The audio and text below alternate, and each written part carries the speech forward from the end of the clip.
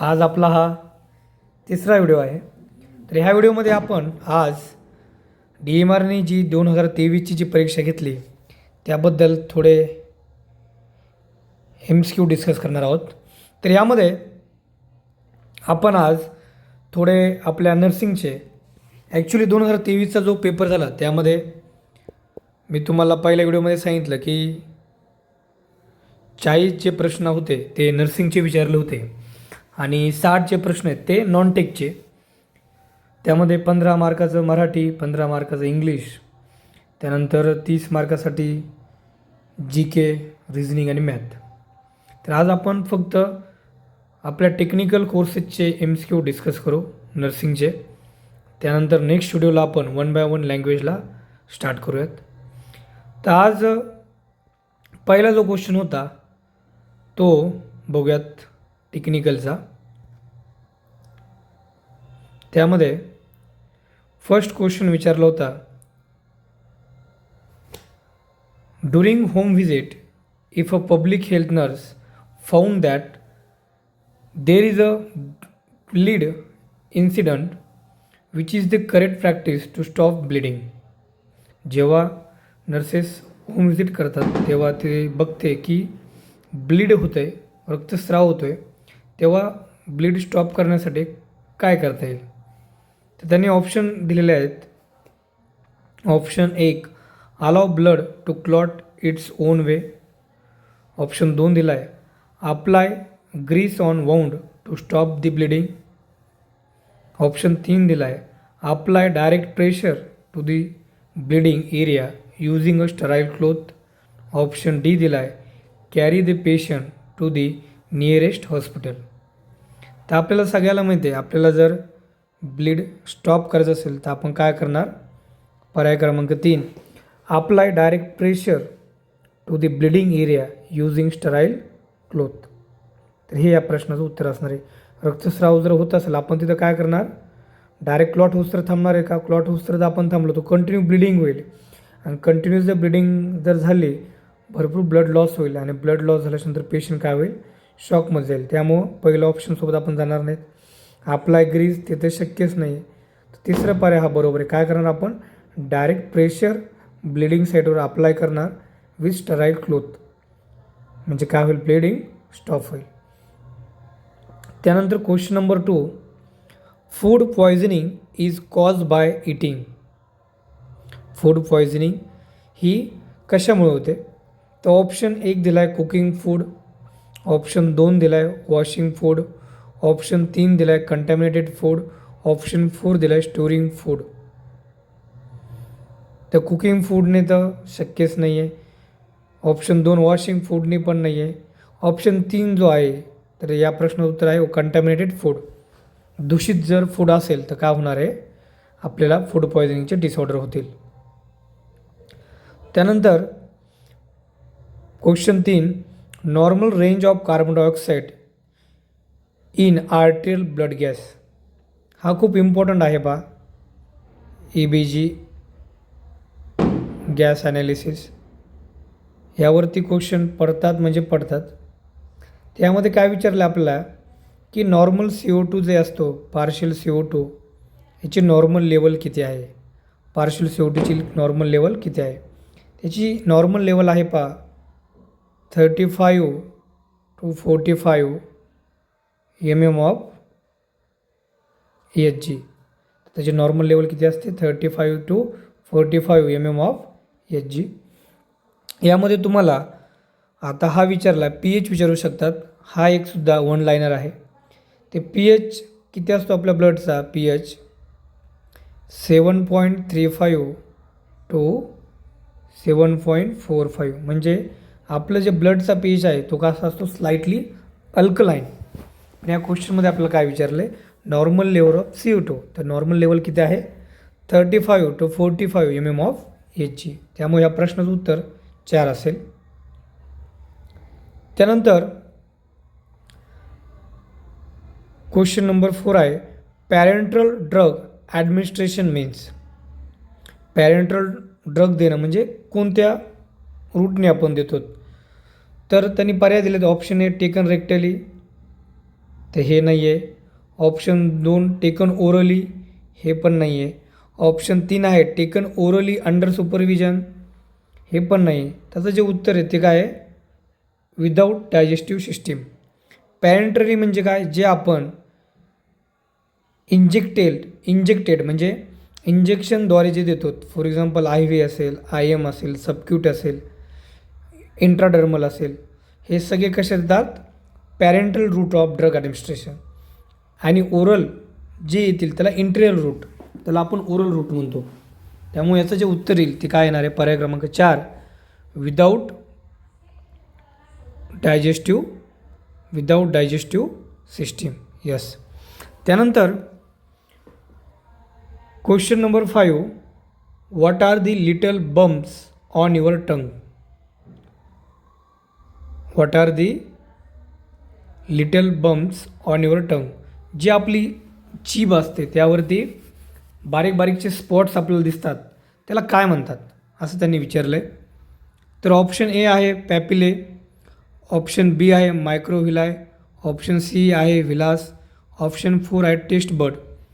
तर ॲक्च्युली भरपूर लोकांना किंवा आपल्यालासुद्धा वाटतं की त्याचं ह्या प्रश्नाचं जे उत्तर असेल ते काय असणार आहे, टेस्ट बड.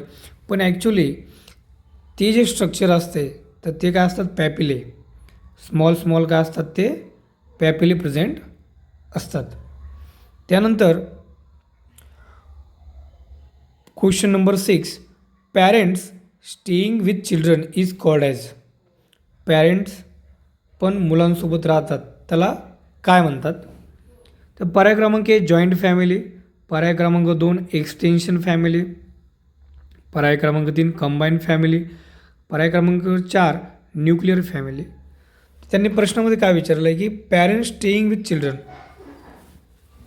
पॅरेंट्ससुद्धा मुलांसोबत राहतात त्याला काय म्हणायचं. तर याचं जे उत्तर आहे ते काय येईल, न्यूक्लिअर फॅमिली. न्यूक्लिअर फॅमिली म्हणजे काय, पॅरेंट्स आणि त्यांचे चिल्ड्रन्स, हम दो हमारे दो फॉर एक्झाम्पल, त्याला काय म्हणायचं, न्यूक्लिअर फॅमिली.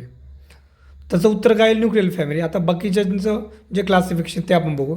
जॉईंट फॅमिली म्हणजे काय, जॉईंट फॅमिली म्हणजे एक कंबाईन स्वरूपाची फॅमिली असते, जे ओल्ड सिस्टीममध्ये व्हायचं, विस्तारित कुटुंब त्याला आपण असं म्हणतो. सगळे सोबत असतात, ग्रँडमदर ग्रँडफादर ते असतील त्यासोबत त्या फॅमिलीमध्ये. त्यानंतर तुमचे फादर मदर, भाऊ बहीण, हे सगळे सोबत राहणं त्याला काय म्हणायचं, जॉईंट फॅमिली. पण आता याचं प्रमाण काय झालं, डे बाय डे कमी होत चाललं आहे. त्यानंतर एक्सटेन्शन फॅमिली, त्यानंतर सेकंड पर्याय काय, एक्सटेन्शन फॅमिली. एक्सटेन्शन फॅमिली म्हणजे काय, विस्तारित कुटुंब. यामध्ये तुमचे चुलता चुलती, त्यांची मुलं, तुमचे चुलत बहीण चुलत भाऊ, तुमचे आई वडील आणि आजी आजोबा, हे सगळे सोबत राहणं याला काय म्हणायचं, एक्सटेन्शन फॅमिली. सोशिओलॉजीमध्ये जर प्रश्न पडला तर मोस्ट ऑफ फॅमिलीवर काय होतो, प्रश्न पडतो आणि पडतोच. आणि दुसरा टॉपिक म्हणजे मॅरेजचे जे टाईप्स आहेत, मॅरेजचे जे काय आहेत टाईप्स जे आहेत त्यावर सुद्धा क्वेश्चन पडतात.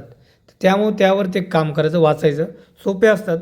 पॉलिअँड्रस, पॉलिगॅमस, मोनोगॅमस म्हणजे काय, हे ओव्हरव्ह्यू करायचं, त्यावर प्रश्न पडतोच हमखास. त्यानंतर क्वेश्चन नंबर 6 आहे, what is the correct sequence of mechanism of labour. Labour, you all know, labour म्हणजे काय, series of events takes place in uterine cavity for the expel किंवा एक्सपल्जन फॉर दी फर्टिलायझेशन फर्टिलायझेशनचा product झालेला आहे foetus, तो बाहेर काढण्यासाठी जे इव्हेंट्स होतात युट्राइन कॅव्हिटीमध्ये, युट्रसमध्ये, त्याला आपण काय म्हणतो, लेबर. आणि labour it is also called as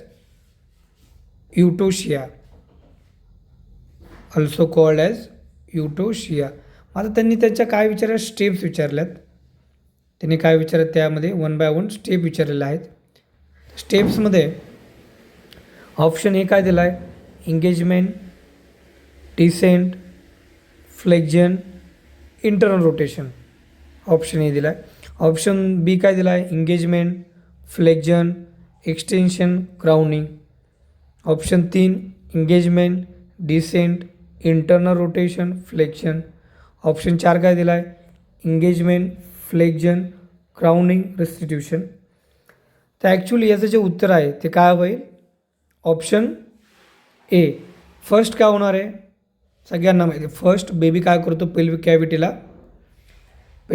काय करतो, इंगेजमेंट करतो, बरोबर.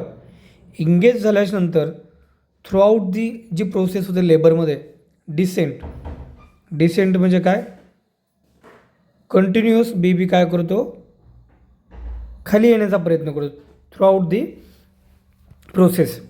त्यानंतर बेबीची जी नेक आहे, नेकचं काय करणार, फ्लेक्जन. इथे लक्षात, फ्लेक्जन करेल. फ्लेक्जन केल्यानंतर काय करेल बाळ, इंटरनल रोटेशन. ह्या काय स्टेप्स आहेत.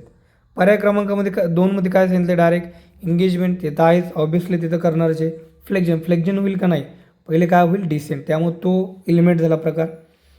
त्यानंतर तिसरा दिला इंगेजमेंट, बरोबर आहे. डिसेंट बरोबर आहे, पण डिसेंटच्या नंतर डायरेक्ट इंटरनल रोटेशन होत नाही. पहिले काय करतो बेबी, फ्लेक्शन करतो. त्यामुळे ते पण पर्याय चुकीचा आहे. आणि ऑप्शन 4मध्ये काय दिलं, इंगेजमेंट, फ्लेक्जन, तर ऑब्व्हियसली हे पण चुकीचं आहे.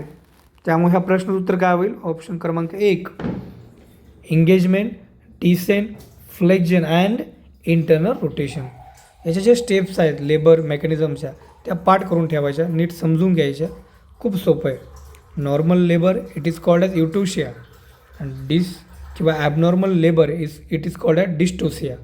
ह्यासुद्धा 1 लाईनर तुम्हाला क्वेश्चन ऑब्वियसली पडू शकतो. त्यानंतर आपण पुढचा क्वेश्चन बघूयात.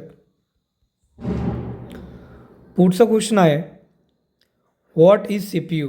आता ॲक्च्युली तुम्हाला 1-2 क्वेश्चन हे कॅम्प्युटर म्हणजे इन्फॉर्मेशन टेक्नॉलॉजी जो असते सब्जेक्ट, त्याविषयी थोडे विचारतात.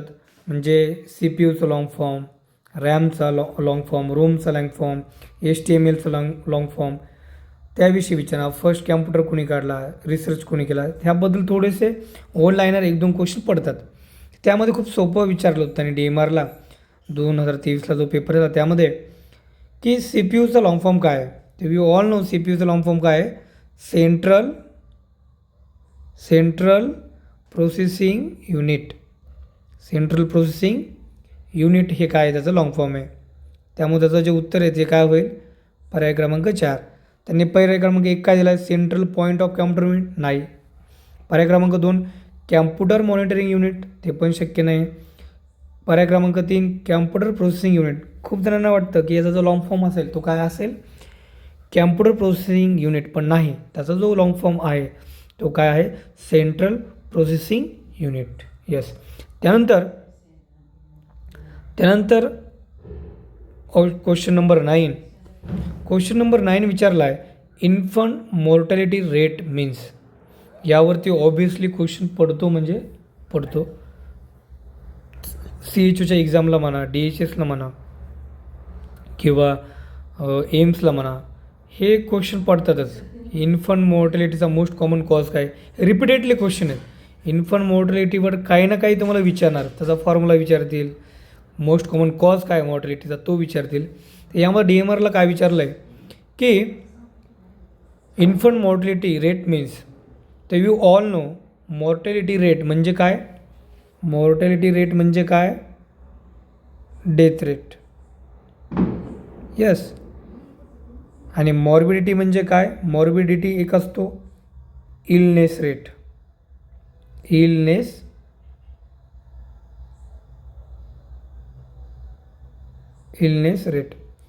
त्यांनी आता आपल्याला विचारलं आहे की मॉर्टॅलिटी.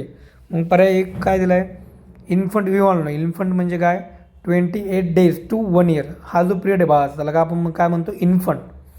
तर ऑप्शन आहे total number of death of children below the year of age 1 year. तर ते पर्याय क्रमांक 1 चुकीचा आहे, कारण तो फॉर्म्युला तसं नाही आहे. पर्याय क्रमांक 2 for every 100 birth in year the total death of children under the 1 year, हे पण चुकीचं आहे. ऑप्शन क्रमांक 3 हा बरोबर आहे. यामध्ये त्यांनी काय सांगितलं आहे, the total number of infant death per 1000 live birth in a year. म्हणजे काय की total number of infant death per divided by, कसं त्याला लिहिणार तुम्ही, फॉर्म्युला कसा तयार होईल त्याचा, total number of infant death divided by live birth multiply by, तिकडं किती येईल, मल्टिप्लाय बाय किती येईल, मल्टिप्लाय बाय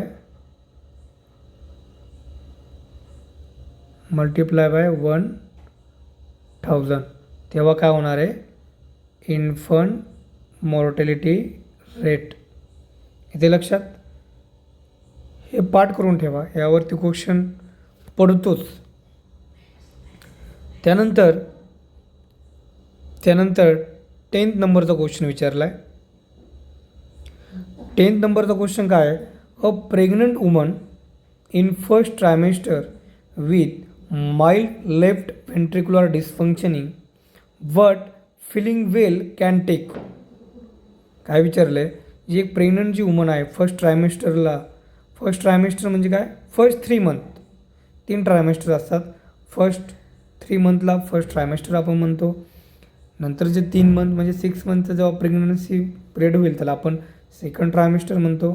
आणि थर्ड ट्रायमेस्टर 9 मंथ जेव्हा पूर्ण होतील तेव्हा. त्यांनी काय विचारलं, जेव्हा फर्स्ट ट्रायमेस्टरमध्ये प्रेग्नंट मदर असते तिला लेफ्ट व्हेंट्रिक्युलर डिस्फंक्शनिंग असते but feeling well can take, मग अशा कंडिशनमध्ये ती कोणकोणते मेडिकेशन घेऊ शकते. तर ऑप्शन ए लोसर्टन, ऑप्शन बी आहे इनहाप्रिल, ऑप्शन सी आहे वारफॅरिंग हाय डोस, ऑप्शन डी आहे मेटोप्रॉल. तर याचं जे उत्तर आहे ते काय आहे, मेटोप्रॉल. याचं उत्तर काय आहे, मेट्रोप्रॉल. तर हे आजच्या आपल्या व्हिडिओचे 10 MCQ आपण काय केलेत, जी TCSनी जी परीक्षा घेतली 2023 साली ते आपण 10 MCQ आज डिस्कस केलेत.